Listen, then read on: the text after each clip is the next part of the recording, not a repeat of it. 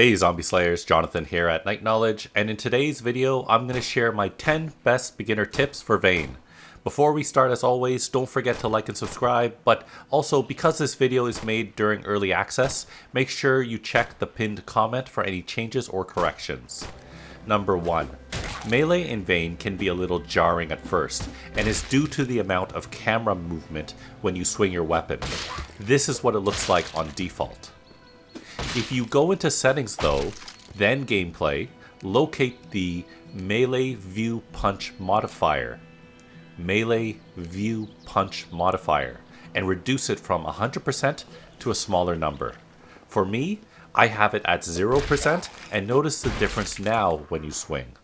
It should make a big difference when you're frantically fighting a horde and for anyone that gets remotely motion sick.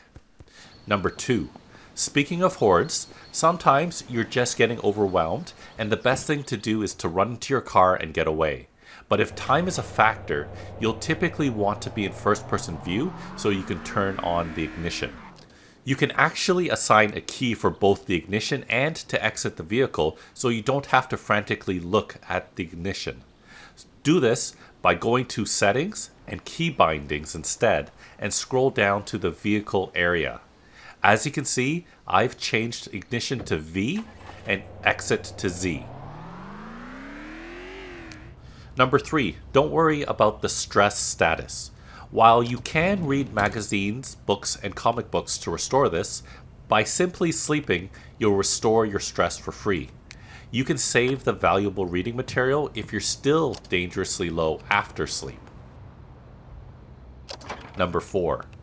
One of the primary goals at the beginning of the game is to get 2 sets of tools, one for your workbench and one for you. You can also put all of your cooking tools in the stove, so all you need to do is plop food in. Always look out for the heavy version of a tool, which will do the basic task as well. As you can see, I have the locking pliers that are heavy pliers, and to make the mattress furniture, you need at least a basic pliers. Having only the locking pliers in my inventory, I'm still able to craft the mattress, saving me a bit of room on my person. Number 5. When interacting with containers, make use of place all and place similar buttons in the bottom right of the window. They're great to organize and dump your loot quickly. Number 6. Hardened leather is used to repair some of the best gear in the game, including armor and bags, but currently the only source seems to be from boars. Grab your car and have a gun ready and start driving outside the city limits. Find them, shoot them, loot them, and repeat without drawing in too many Zeds. Place them on a crafted drying rack and it'll take approximately 2 in-game days to dry them. It may have been a bug for me, but I initially had 7 pelts, 3 raw heavy leather, and 6 raw leather, and when they dried, it turned into 10 of each. Although I've seen posts that 1 raw heavy leather is supposed to dry into 5 strips. Number 7. This is less of a tip and more of an explanation of how ammunition works. You'll likely find one of 2 types of pistols in the early game, and they both use magazines.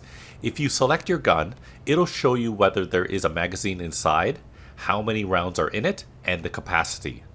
There seems to be at this time 1 magazine type that'll also have double the capacity. You can manually load and unload these magazines to consolidate, but only 1 round at a time. By shooting, you'll earn weapon handling skill, where at level 25, you can select a perk that loads 3 rounds at a time instead. Be wary when using guns though, as just like State of Decay 2 or Project Zomboid, you're likely to spawn more Zeds by shooting than if you just did melee instead. Number 8.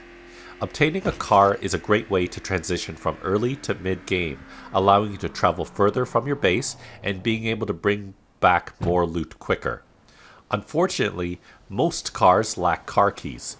What you can do though is to carry a hammer, wood scrap, and iron scrap with you. Build a utility cabinet near the car in question, and you'll see a new option when looking at the car door from the outside, which is to clone a key, so long as you have at least 1 iron scrap. With it cloned, you can insert it into the ignition, destroy the cabinet, and recover some of the wood scrap. Number 9.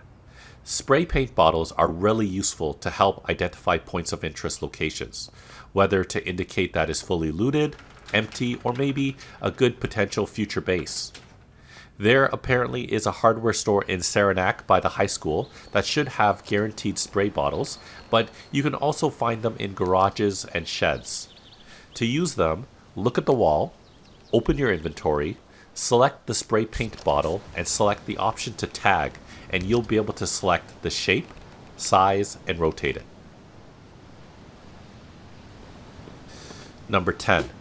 If you have an exhausting task to prepare for, bring a chair with you to sit on, which restores your stamina significantly quicker. You can also move these chairs onto the top of your car, even if it doesn't have a flatbed to transport it to a different location.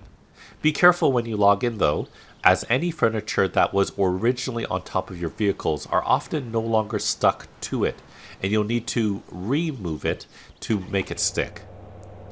So those are my top 10 beginner tips to Vane. I hope it helped you out.